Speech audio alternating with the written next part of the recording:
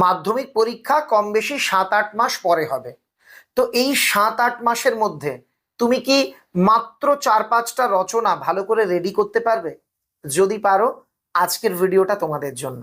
তোমরা যারা 2027 সালে মাধ্যমিক পরীক্ষা দিতে চলেছ, তোমাদের মাধ্যমিক পরীক্ষার জন্য বাছাই করা 5টা রচনা অর্থাৎ রচনার সাজেশন নিয়ে আমাদের আজকের এই স্পেশাল ভিডিও।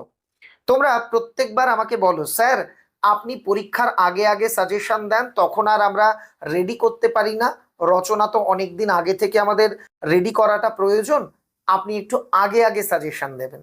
তোমাদের আবদার তো আমি প্রত্যাখ্যান করতে পারি না, এজন্যেই আজ আমি বলে দেব এবারের জন্য মাধ্যমিক 27-এর জন্য কোন কোন রচনা সবচেয়ে গুরুত্বপূর্ণ। শুধু সাজেশন বলে চলে যাব এমন নয়, কেমন ভাবে রচনা লিখতে হবে সেটাও তোমাদের আজকের এই ভিডিওতে শিখিয়ে দেব। তাহলে তোমরা যারা ক্লাস 10-এ পড়ছো, আজকের ভিডিওটা সম্পূর্ণ দেখো, ভালো লাগলে লাইক করো, চ্যানেলে নতুন হয়ে থাকলে চ্যানেলটাকে সাবস্ক্রাইব করে রাখতে ভুলো না, আর ভুলো না কমেন্ট করতে। কি কমেন্ট করবে? আজকের ভিডিওতে যে রচনাগুলো বলছি এর মধ্যে কয়টা তোমার রেডি আছে, না এখনো একটাও রেডি হয়নি, কোনটা কোনটা তুমি রেডি করতে চাইছো, কিংবা কোন কোন রচনার কথা তোমাদের স্কুলের স্যারও বলেছেন, আমাকে কমেন্টে অবশ্যই লিখে জানিও। শুরুতেই তোমাদের বলবো, মাধ্যমিক পরীক্ষাতে মোট 4টি রচনা থাকে 10 নাম্বারের, লিখতে হয় একটা। তো আমি এই জায়গাতে তোমাদের মাত্র 5টা রচনা এবার বাছাই করে দিচ্ছি। এই 5টা রচনা তোমরা ভালোভাবে প্র্যাকটিস করো, আমার বিশ্বাস এর মধ্যে থেকে একটি নয় একাধিক রচনা অর্থাৎ একের বেশি রচনা তোমরা কমন পেতে চলেছো। প্রথমেই আমি তোমাদের বলবো, পরিবেশ কেন্দ্রিক একটি রচনা পড়তে হবে, এবারের জন্য সবচেয়ে গুরুত্বপূর্ণ। আচ্ছা, খাতা বের করোনি? খাতা বের করে নাও, খাতায় লিখে নাও। মাত্র 5টা রচনার নাম বলবো, তোমরা খাতায় লিখে নাও, তারপর তো শেখাবো কেমন ভাবে রচনাটা লিখলে পুরো নাম্বার পাওয়া যায়। তুমি তো দেখেছো, প্রতিবার তোমরা জানো আমার একাধিক ছাত্রছাত্রী মাধ্যমিক পরীক্ষাতে বাংলাতেও 100 পায়। কিভাবে তারা লিখে সেই কৌশলটাই তোমাদের বলবো। এখানে একটা মজার বিষয় আছে, তুমি নর্মালি বাড়িতে ধরো প্র্যাকটিস করে গেলে পরিবেশ দূষণ ও তার প্রতিকার, এই নামেই রচনাটা কিন্তু মাধ্যমিকে আসছে না, একটু ঘুরিয়ে পেঁচিয়ে একটু অন্যভাবে রচনাটা দেওয়া হচ্ছে। আমি তোমায় কতগুলো স্যাম্পল নেম বলে দিচ্ছি, যেমন পরিবেশ দূষণ ও তার প্রতিকার, এটা নর্মালি যদি দেয় এই নামে, দূষণ প্রতিরোধে ছাত্র সমাজের ভূমিকা, বা পরিবেশ দূষণ রোধে ছাত্র সমাজের ভূমিকা, কিংবা আমাদের পরিবেশ সমস্যা ও সমাধান, কিংবা পরিবেশ ও মানুষ। এই যে রচনাগুলোর নাম বললাম, এই রকম একটা নাম তোমাকে দেওয়া হবে যেখানে তোমাকে পরিবেশ কেন্দ্রিক রচনা লিখতে দেওয়া হতে পারে। আমি যে রচনাগুলোর কথা বলছি এগুলো কিন্তু তোমাদের স্কুলের টেস্ট পরীক্ষা এবং মাধ্যমিক 27 দুটোর জন্যেই চূড়ান্তভাবে গুরুত্বপূর্ণ। স্কুলে টেস্ট হয়ে যাওয়ার পরে মূল মাধ্যমিক পরীক্ষার আগে আগে এই 5টা থেকেও আমি আরো কমিয়ে একটা বা দুটো বলে দেব, সেই একটা বা দুটো পরীক্ষার আগের 1 মাস তোমরা প্র্যাকটিস করবে। এবার বলি দ্বিতীয় রচনা, বিজ্ঞান কেন্দ্রিক রচনা। সেটা হতে পারে বিজ্ঞানের ভালো মন্দ, বিজ্ঞান আশীর্বাদ না অভিশাপ, দৈনন্দিন জীবনে বিজ্ঞান, প্রতিদিনের জীবনে বিজ্ঞান, যে কোনো নামে দিতে পারে। লিখতে হবে একটাই, ধরো প্রতিদিনের জীবনে বিজ্ঞান দিল, আজকের দিনে বিজ্ঞানের ভালো ভালো দিক কি, আজকের দিনে বিজ্ঞানের মন্দ দিক কি, এটা তোমাকে লিখতে হচ্ছে। সেম যদি ওই রচনাটাই একটু নাম বদলে দেয়, বিজ্ঞান আশীর্বাদ না অভিশাপ, একই রচনা তোমাকে লিখতে হবে। তাহলে দৈনন্দিন জীবনে বিজ্ঞান বা বিজ্ঞানের ভালো মন্দ, এই রচনাটা তোমরা এরপর প্র্যাকটিস করো। তারপর বিশ্ব উষ্ণায়ন বা গ্লোবাল ওয়ার্মিং, পৃথিবীর তাপমাত্রা বেড়ে যাচ্ছে, এইটা তোমরা প্র্যাকটিস করবে। এরপর 4 নাম্বার চতুর্থ রচনা, বাংলার ঋতু বৈচিত্র্য। বাংলায় যে ষড় ঋতু আছে, 6টি ঋতু, তাদের বৈচিত্র্য খুব ভালো করে পড়বে, এটা এবারের জন্য কিন্তু খুব গুরুত্বপূর্ণ। এই জায়গাতে একটা কথা বলি, এখানে হুবহু 6টা ঋতু বা ঋতু বৈচিত্র্য না দিয়ে কোনো একটা নির্দিষ্ট ঋতু দিতে পারে, ধরো বললো বাংলার বর্ষাকাল বা তোমার প্রিয় ঋতু, এভাবেও কিন্তু রচনাটা দেওয়া হতে পারে। তোমরা ভালো করে বাংলার ঋতু বৈচিত্র্য পড়ে নাও, তাহলে ঋতুকেন্দ্রিক যে কোনো রচনা আসলে তোমার যে ধারণা তুমি লাভ করেছো বই থেকে পড়ে, সেটা থেকে তুমি কিন্তু লিখে আসতে পারবে। এবং পঞ্চম যে রচনাটার কথা আমি তোমাদের বলবো, আত্মকথা কেন্দ্রিক রচনা। এটার মানে কি? ধরো আমি তোমাকে বললাম একটি মোবাইলের আত্মকথা, তাহলে তুমি যদি একটা মোবাইল হতে, তোমার মনের কথা কি হতো? আমি একটি মোবাইল, ঝা চকচকে এক শপিং মলে, সুদৃশ্য কাঁচের আলমারিতে আমি ছিলাম। তারপর একজন যুবক এলো বন্ধুদের নিয়ে, অনেক বাছাবাছি করবার পর আমাকে বেছে নিল। আমি তার বাড়িতে গেলাম। প্রথম দিন আমার কি খাতির যত্ন, খুব আলতো করে আমায় ধরা হচ্ছে, গায়ে একটু নোংরা লাগলে কাপড় দিয়ে মোছা হচ্ছে। এরকম ভাবে এগোবে যেরকম মোবাইলের জীবন হয়। একবার আমি হাত থেকে পড়ে গেলাম, আমার ডিসপ্লে ভেঙে গেল। তারপর এইভাবে মানে তুমি মোবাইল হয়ে তোমার বক্তব্য লিখবে। এটাকে বলে আত্মকথা। এই আত্মকথা ধর্মী রচনা একটা তোমাদের দিতে পারে। তুমি বলো স্যার এখানে কি দেবে? দেখো, আত্মকথায় কি দেবে সেটা এক্স্যাক্ট বলাটা মুশকিল, তবে আত্মকথা ধর্মী একটা রচনা যে এবার আসতে পারে এটা কিন্তু বলা যেতেই পারে। যেমন তোমরা প্র্যাকটিস করতে পারো গাছের আত্মকথা, গ্রামের আত্মকথা, নদীর আত্মকথা, ছেঁড়া টাকার আত্মকথা। এই রকম আত্মকথা তোমরা একটু প্র্যাকটিস করে নেবে, বা একটি কলমের আত্মকথা। এই ধরনের তোমাদের প্র্যাকটিস করতে হবে। তাহলে মোট 5টা রচনা। আমি কি কি বললাম? বিজ্ঞান কেন্দ্রিক রচনা, সেটা ভালো মন্দ বা দৈনন্দিন জীবনে বিজ্ঞান। নেক্সট কি বললাম? পরিবেশ কেন্দ্রিক রচনা। তারপর কি বললাম? বিশ্ব উষ্ণায়ন। তারপর ঋতু কেন্দ্রিক রচনা, আত্মকথা কেন্দ্রিক রচনা। এই 5টা এখনো আর কি মাধ্যমিক হতে, আমরা যতদূর জানি ফেব্রুয়ারিতে মাধ্যমিক হয়। আমি ভিডিওটা পোস্ট করছি মে মাসের লাস্ট উইকে। জুন, জুলাই, আগস্ট, সেপ্টেম্বর, অক্টোবর, নভেম্বর, ডিসেম্বর, জানুয়ারি, ফেব্রুয়ারি, আমি যদি ধরি এখনো 8-9 মাস বাকি আছে। এই 8-9 মাসের মধ্যে এই 5টা রচনা তোমরা খুব ভালো করে পড়ো। এখানে একটা বিধিসম্মত সতর্কীকরণ, অধিকাংশ স্কুলে টেস্ট পরীক্ষাতে কিন্তু এই রচনাগুলোই আসবে।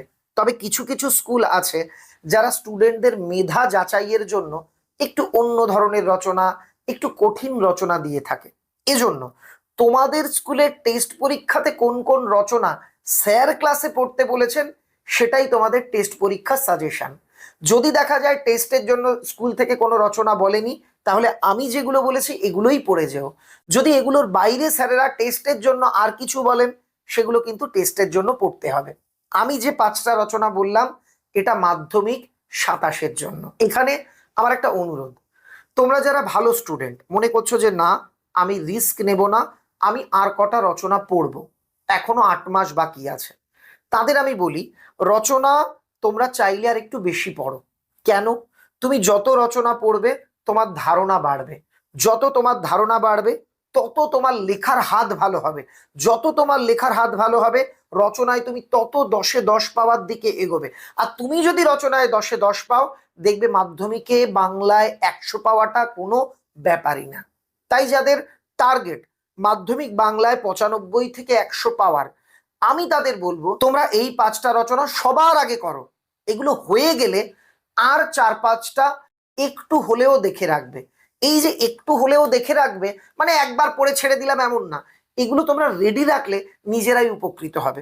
যেমন আমি বলে দিই, 1, বন বা গাছ কেন্দ্রিক রচনা, একটি গাছ একটি প্রাণ বা বন সংরক্ষণ, অরণ্য ও অরণ্য প্রাণী সংরক্ষণ, এই রকম গাছ কেন্দ্রিক রচনা। 2, তোমার জীবনের লক্ষ্য, এটা পড়বে, এটা খুব ইম্পর্টেন্ট।